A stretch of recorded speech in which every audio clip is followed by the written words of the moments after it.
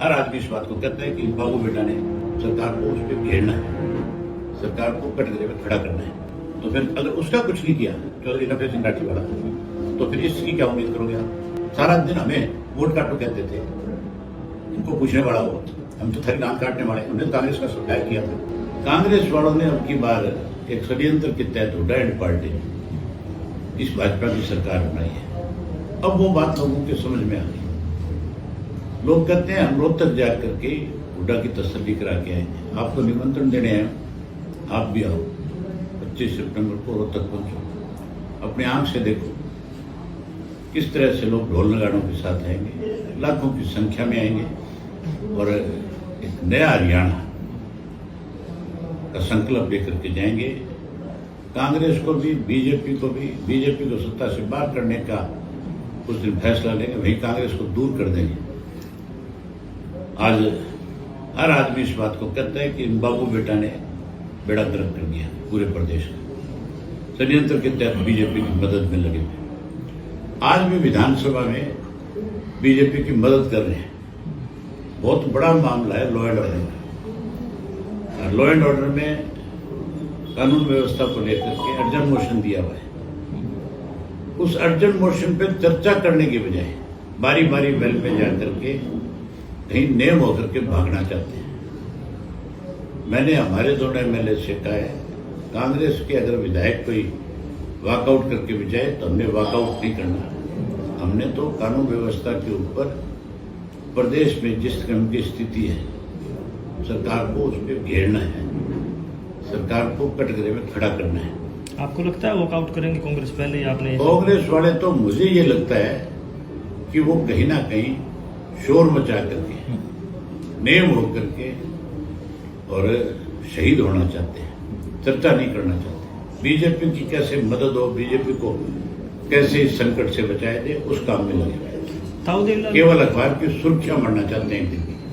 ताऊ देवलाल की रैली जब हर बार होती है, हर साल देखते हैं, ग्रामीण जो कल्चर देखने को मिलता है, लेडीज घाघरा चोली पहन के आते हैं, बुग्गी पर लोग आते दिखाई देते हैं, पुराना कल्चर दिखाई देता है। आप आना तो सही, आपको निमंत्रण इसीलिए दे रहा हूँ।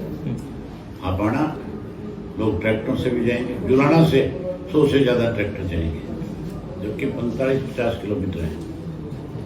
अगर जुलाना से ट्रैक्टर पे चढ़ के जाएंगे तो फिर तो आस पास से पता नहीं कितने हजारों ट्रैक्टर आएंगे।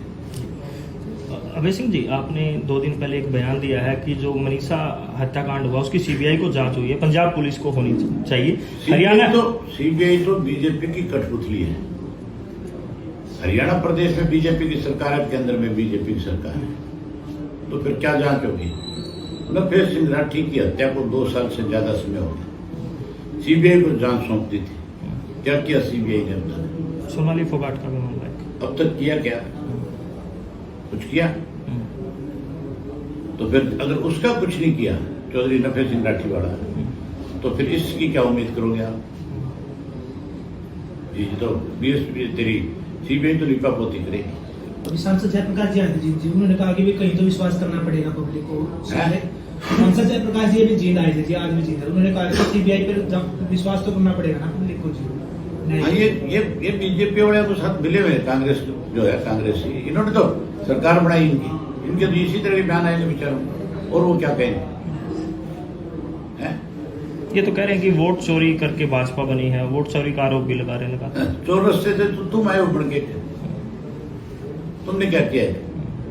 झूठ ही बोला सारा का सारा दिन हमें वोट काटो कहते थे, इनको पूछने वाला हो, हम तो थारी नाम काटने वाले। हमने कांग्रेस का सफाया किया था, हमने देश से कांग्रेस को सत्ता से बाहर किया था। तुम लोगों ने झूठ बोल करके कहीं सत्ता दिलाना चाहते हो। सत्ता दे रहे थे लोग, फिर क्यों तुमने बेईमानी करी? क्यों षड्यंत्र रचे? क्यों तुमने जगह जगह कैंडिडेट खड़े करे इंडिपेंडेंट जो है? उचाना में क्या हुआ था? विजेंद्र को किसने हराया? हुड्डा ने हराया कि नहीं हराया? 32 वोटों से नहीं, हुड्डा ने हराया नहीं हराया विजेंद्र को? उसने 3 कैंडिडेट खड़े किए, 1 नहीं 2 नहीं 3 खड़े किए। सारे देश को पता है इस बात का। तो फिर सरकार कैसे बनेगी? अभी कुछ दिन पहले जो दिग्विजय में जीत आए थे, उन्होंने कहा था कि छोड़ कोई और काम की बात करें। अभय सिंह जी, हमारे पास कोई नाम नहीं है। मानसून सत्र शुरू होने वाला है और नेता मानसून सत्र सालों मैं मानसून सत्र की बात करी है बात करी है कि उस सत्र में कांग्रेस जो है आज अपनी भूमिका जो कांग्रेस की होनी चाहिए वो निभाने नेता की प्रतिपक्ष बजाय नहीं है। बारी बारी वेल में जा रहे हैं। मैंने सारी चीजें सारी खबर मैंने सुनी है। बारी बारी वेल में जा रहे हैं, बारी बारी से सदन को स्थगित कराने की कोशिश कर रहे हैं। तुम स्थगित कराने की बजाय जब कामरों को प्रस्ताव मंजूर हो रहे हैं तुम उस पर चर्चा क्यों नहीं करते, आते क्यों? आखिरी सवाल हो मेरा, आप सिरसा से बिलोंग करते हैं और गोकुल सेतिया की एक वीडियो वायरल हो रही है। गोकुल सेतिया की बात करें तो और विधायक भी जैसे अधिकारियों से बात करते हैं और कहीं ना कहीं कहते हैं गोकुल भी तो सरकार के साथ मिला हुआ है। कहते हैं अधिकारी सुनते नहीं है। नहीं, गोकुल भी तो सरकार के साथ है। गोकुल चीफ मिनिस्टर के मंच पे जाके चीफ मिनिस्टर की बड़ाई करता है कि नहीं करता है? तो फिर कसर क्या रहेगी ये बताएं। आपका एक सोशल मीडिया पे आपकी एक चर्चा है कि अभय सिंह चौटाला अधिकारियों से बात करते हैं तो अधिकारी कभी बहस करते दिखाई नहीं देते, ना कोई इग्नोर करते, लेकिन इन विधायकों को इग्नोर कैसे किया जा रहा है अधिकारियों के द्वारा? इनको विचारों का अधिकारियों से बात करने का तरीका ही नहीं है। ये तो बदतमीजी करते हैं। मैं किसी भी अधिकारी के साथ बदतमीजी नहीं करता। मैं उसको जो सच्चाई है उसके बारे में अवगत करा। ये क्या तरीका है? तुम सोशल मीडिया पे टेलीफोन करते हो लोगों के बीच में खड़े होकर और फिर उसको बेइज्जत करते हो, उस पर स्पीकर पे लेकर। तो आखिर अधिकारी की तो रिस्पेक्ट करता है नहीं करता है? बोलने की तमीज तो एमएलए को होनी चाहिए कि नहीं होनी चाहिए? दूर रात करके बोलने की क्या जरूरत है?